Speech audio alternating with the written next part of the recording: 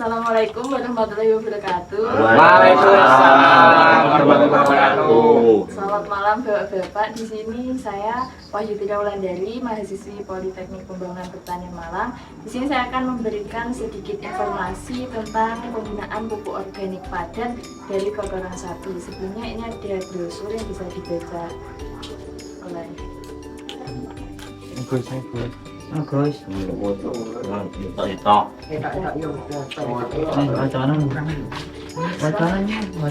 Sebelumnya di sini apakah Bapak-bapak sudah tahu tentang pupuk organik padat dari kotoran sapi ini kira-kira? belum. Nah, jadi di sini kan banyak peternak sapi yang juga bekerja sebagai petani. Sedangkan kotoran sapi sendiri di sini masih belum dimanfaatkan secara maksimal, masih banyak menumpuk. Berdasarkan penelitian diketahui bahwa ternyata kotoran sapi itu memiliki beberapa kandungan yang bisa dibutuhkan oleh tanaman. Salah satu bahan yang mempunyai potensi untuk dijadikan pupuk organik atau pupuk kompos. Kotoran sapi di sini mengandung antara lain nitrogen, fosfor, dan kalium. Nah, biasanya kan bapak-bapak petani kalau mau pertumbuhan tanamannya itu optimal biasanya beli pupuk NPK. Pupuk NPK itu bisa kandungan NPK itu bisa didapatkan dari pupuk organik kotoran sapi. Tapi sebelum diaplikasikan pada tanaman, kotoran sapi ini tidak bisa diaplikasikan secara langsung, melainkan harus melalui proses pengomposan. Jadi proses pengomposan itu dilakukan supaya bakteri ataupun patogen yang nantinya menyebabkan penyakit itu bisa mati dan sehingga nanti pupuk organiknya bisa diaplikasikan ke tanaman. Nah, sebelumnya pupuk organik itu biasa diaplikasikan pada tanaman itu sebelum awal atau sebelum penanaman, jadi digunakan sebagai pupuk dasar, sebagai pembenah tanah. Tanah kan memiliki 3 sifat, yaitu diantaranya sifat fisik, sifat kimia, dan sifat biologi. Sifat fisik tanah itu misalnya tekstur tanahnya, biasanya kalau tekstur tanahnya itu berlempung atau cenderung seperti tanah liat itu kan biasanya tidak maksimal untuk lahan pertanian. Itu bisa diatasi dengan penggunaan pupuk organik atau pupuk kompos.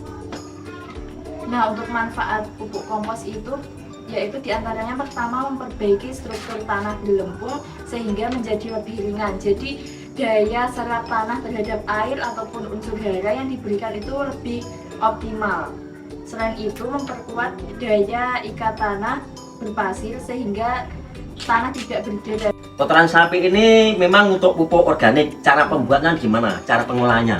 Nah, cara pengolahannya itu dapat dilakukan dengan menutup kotoran sapi. Kotoran sapi sebelumnya dicampur dengan molase. Molase itu bisa dari air gula merah. Itu fungsinya nanti untuk bahan makanan bagi bakteri yang tumbuh di kotoran sapi.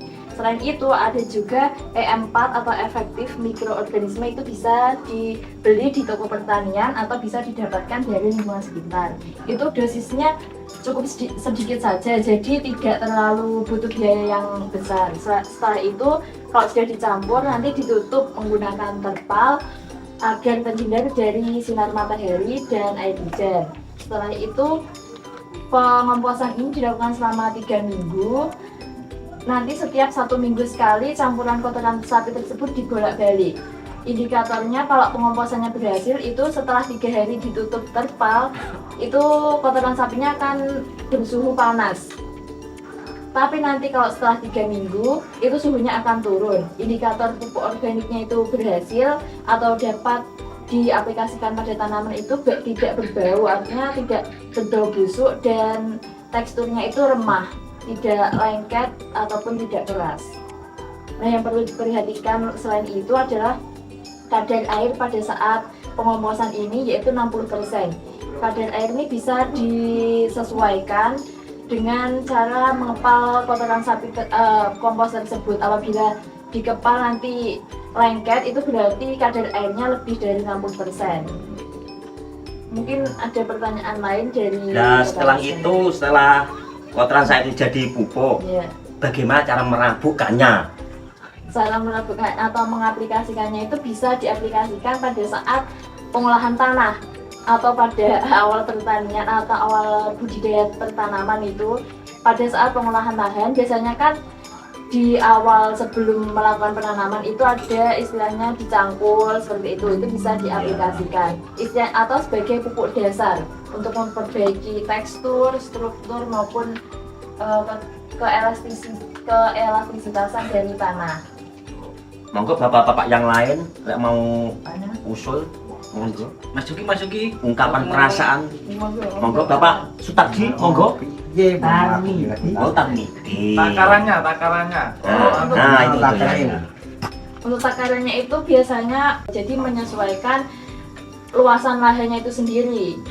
Sebenarnya kalau penggunaan pupuk organik ini kalau berlebihan itu juga tidak akan menimbulkan efek negatif.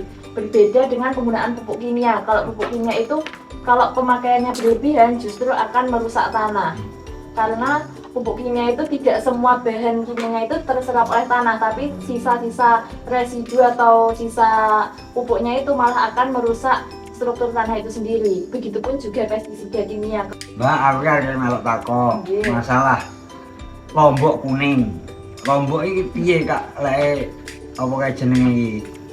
Tas ponjo ya enek sing kuning, mosok wis rada setengah tuwek kuwi ya akeh sing kuning malah. Nah, kalau penyakit kuning pada lombok itu dinamakan virus Gemini. Itu sebenarnya sama seperti penyakit bule pada jagung. Jadi kalau untuk mengatasinya secara total itu belum ditemukan pestisidanya atau insektisidanya, karena penyakitnya itu bukan disebabkan oleh serangga tapi disebabkan oleh virus. Nah, cara pengatasan atau cara penanggulangannya sementara itu biasanya dapat dilakukan, misalnya kalau sudah ada satu tanaman yang terserang penyakit kuning itu langsung dicabut dan daunnya dibakar untuk mematikan virus-virus itu agar tidak menular. Virus ini kan sifatnya cepat menular, jadi kalau dari satu tanaman sudah terserang virus nanti bisa menular ke tanaman yang lain, jadi penyebarannya sangat cepat. Kalau sudah terlambat biasanya akan juga lebih cepat menyebarnya. Atau bisa juga dilakukan dengan meningkatkan daya tahan dari lombok itu sendiri, tanamannya sendiri, supaya tidak terserang penyakit ataupun virus. Itu bisa dilakukan dengan pemupukan menggunakan pupuk organik ataupun pupuk NPK dengan dosis yang tepat. Organik karo NPK. Iya. Tapi wong isik tah pojo bodho kuning-kuning ngono ku lho, Mbak. Kuwi piye carane? Iya dijebol kabeh ganti. Ya, begini Pak, kalau itu bisa dilakukan dari perlakuan benihnya.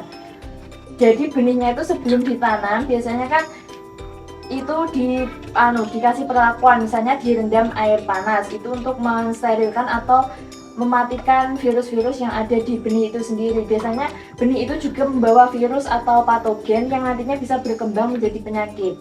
Selain itu, merendam dengan air panas itu juga bisa menghidupkan benih untuk tumbuh kembali. Benih itu kan sifatnya mati sementara. Kalau benih yang dijual sawetan itu sifatnya kan mati sementara, jadi tidak bisa langsung tumbuh, tapi harus diberi perlakuan seperti itu. Nah, itu tadi beberapa informasi yang dapat saya sampaikan kepada bapak-bapak tani, semoga bisa menjadi bermanfaat. Sekian dari saya, wassalamualaikum warahmatullahi wabarakatuh. Waalaikumsalam warahmatullahi wabarakatuh.